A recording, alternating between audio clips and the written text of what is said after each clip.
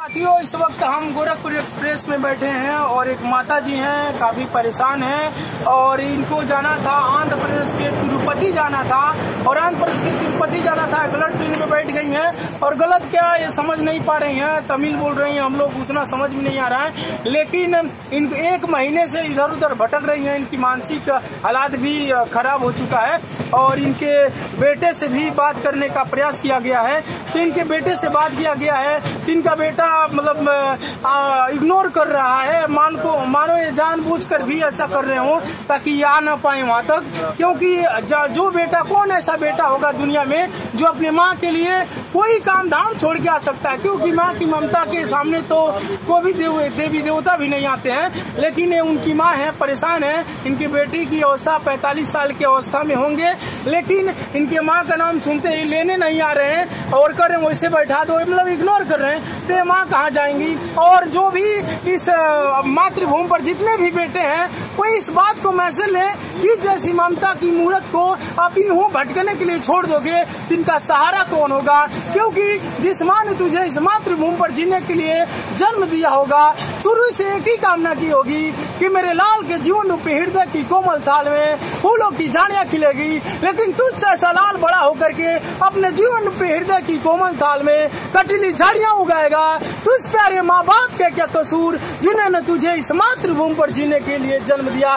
धिक्कार है तुम्हारे जैसे लाल पर। ये माँ की ममता है, साक्षात माँ दुर्गा का रूप है, लेकिन इस माँ की ममता को आप पहचान नहीं रहे हो। यकीन करो, जिस माँ ने तुझे जन्म दिया होगा, शुरू से बना करके बाहों का प्यार का झूला तुझे दिन रात झुलाई होगी। ना जाने वो कुछ तुझसे कितना नेह लगाई होगी, हर पीर को लगाई सीने से, ना जाने वो तुझसे कितना प्रेम लगाई होगी। इस माँ की आंखों में एक बूंद भी आंसू मत घोलना, इस माँ के दिल के पत्थर बना के मत तोड़ना।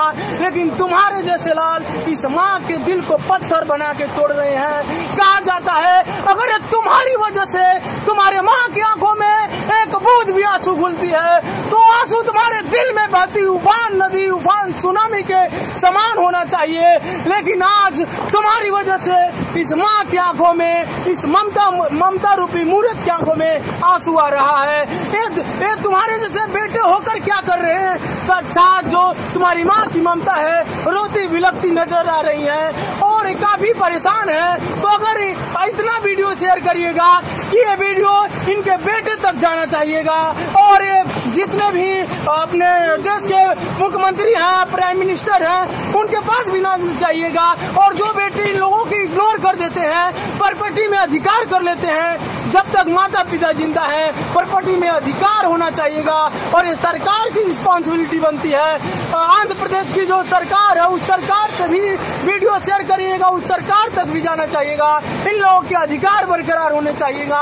और ऐसे लोग, ये तो एक केस पता नहीं हिंदुस्तान में कैसे कैसे इतना बहुत सारे केसेस होते होंगे और साक्षात इस बात का प्रमाण है। ट्रेन में जा रही हैं, माता जी हैं, 1 महीने से भटक रही हैं दर बदर। इनके बेटे का इनके पास पर्ची लोगों ने लिख के दिया है, इनके बेटे का नंबर है। कईयों ने इनके बेटे से संपर्क करने की कोशिश की होगी, जैसे कि भैया थे अभी कोशिश वो भी किए थे, लेकिन वो इग्नोर कर रहे हैं। तो इनके जैसे लोगों के लिए क्या सुविधाएं हैं? मैं भारत सरकार से भी मांग करता हूँ, इनके जैसे क्या सुविधाएं हैं? क्या कोई सरकार है, क्या ऐसा प्लान है तो इनके उस प्लान के अकॉर्डिंग जरूर ले जाया जाए और इनके बेटे को सबक जरूर सिखाया जाए। क्योंकि अगर एक बेटा ऐसा करेगा तो ना जाने कितने माओ का जो माता जन्म देती है बेटों का जो अधिकार है, उसे मौलिक अधिकार इनका भी है। इनके मौलिक अधिकार पता होना चाहिए और पूरे भारत में ऐसा नियम कानून होना चाहिए,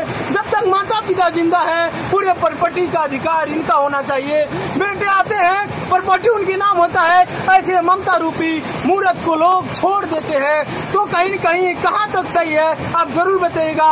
और आप लोग से एक ही अपील है, इस माँ की ममता के लिए इस वीडियो को इतना शेयर करना कि आंध्र प्रदेश के मुख्यमंत्री तक जाना चाहिए, इनके बेटे तक जाना चाहिए, प्राइम मिनिस्टर तक जाना चाहिए, ताकि लोग सोचें कि आज भारत में जो ममता रूपी मूर्त है, ममता रूपी मूर्त जो है किस तरह भटक रही हैं, जिस माँ ने अपनी लाल को जन्म दिया होगा कि बुढ़ापे में सहारा बनेंगे, बुढ़ापे में जब हम कुछ नहीं कर पाएंगे, हम समर्थहीन हो जाएंगे, जब हमारे पास समर्थ नहीं रहेगा तो बेटे जो होंगे इनकी सहायता करेंगे, लेकिन आज बेटा इनकी सहायता करने के लिए आ नहीं रहा है। ये बहुत दुख की बात है। हमारा सनातन धर्म भी सिखाता है, प्राचीन संस्कृति भी सिखाती है कि भारत में माता पिता का स्थान जो है देवताओं से भी बड़ा है। जब माता पिता का स्थान देवताओं से भी बड़ा है तो फिर ये देवता इस तरह कैसे घूम रहे हैं? बाबा साहब भीमराव अंबेडकर का संविधान सब कुछ क्या कहता है,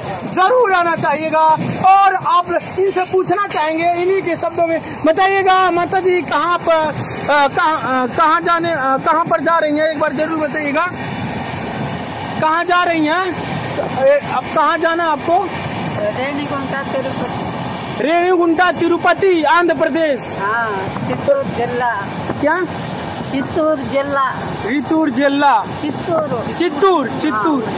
तो चित्तूर जिला जाना है, आंध्र प्रदेश के चित्तूर जिला में जाना है इनको। चंद्रगिरी तालुका।